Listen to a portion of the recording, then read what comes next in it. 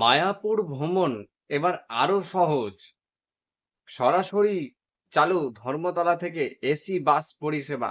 এই প্রতিবেদনে চলুন বিস্তারিত জানাবো বাসের কত টাকা ভাড়া, কি বৃত্তান্ত সব জানিয়ে দেবো আজকের এই ভিডিওটিতে। অবশ্যই লাইক করে দিন, চ্যানেলে নতুন হয়ে থাকলে অবশ্যই সাবস্ক্রাইব করে পাশের বেল আইকনটি অবশ্যই অল। এবার মায়াপুর যাওয়া আরো সুবিধাজনক।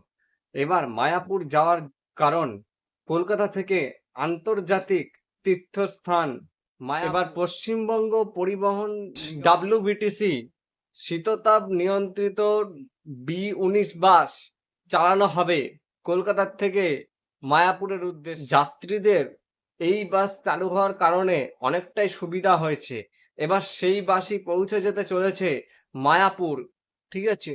তো সেখানে যাত্রীদের আরো অনেকটা সুবিধা হবে বলে জানা যাচ্ছে। নির্দিষ্ট সময়সূচি মেনে এই বাসগুলো চলাচল করবে কলকাতা থেকে নদিয়া জেলার মধ্যে। আর অনেক সাধারণ মানুষেরই কিন্তু সুবিধা হতে চলেছে, এই বাসগুলো প্রতিদিনই যাতায়াত করবে বলে জানা যাচ্ছে নির্দিষ্ট সময়। কোন কোন জায়গার ওপর দিয়ে এই বাসটি যাবে আপনাদেরকে স্ক্রিনে দেখিয়ে দিচ্ছি, অবশ্যই এটার দিকে একটু নজর দিন আর পজ করে দেখে নিতে পারেন বা স্ক্রিনশট নিয়ে নিতে পারেন। আপনাদেরকে আরো একটা খবর দিয়ে দিই, যেটা কিনা হচ্ছে রেড বাস থেকেও আপনারা কিন্তু এই বাসের টিকিট কাটতে পারবেন। তাহলে কেমন লাগলো আজকের এই ভিডিওটি অবশ্যই কমেন্ট করে জানাবেন। আর এছাড়া নদিয়া থেকে যারা আসবেন তাদের কিন্তু অনেকটা সুবিধা হতে চলেছে, কারণ তারা এসি বাস কিন্তু পেয়ে যাচ্ছে।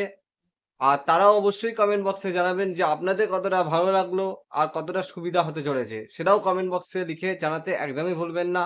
আর স্ক্রিনে আপনারা দেখেই নিচ্ছেন যে সময়সূচি এবং কোন কোন জায়গার উপর দিয়ে বাসটি যেতে চলেছে, সবটাই স্ক্রিনে দেখিয়ে দিয়েছি। তাহলে ভিডিওটিতে লাইক একটা বড় করে দিন।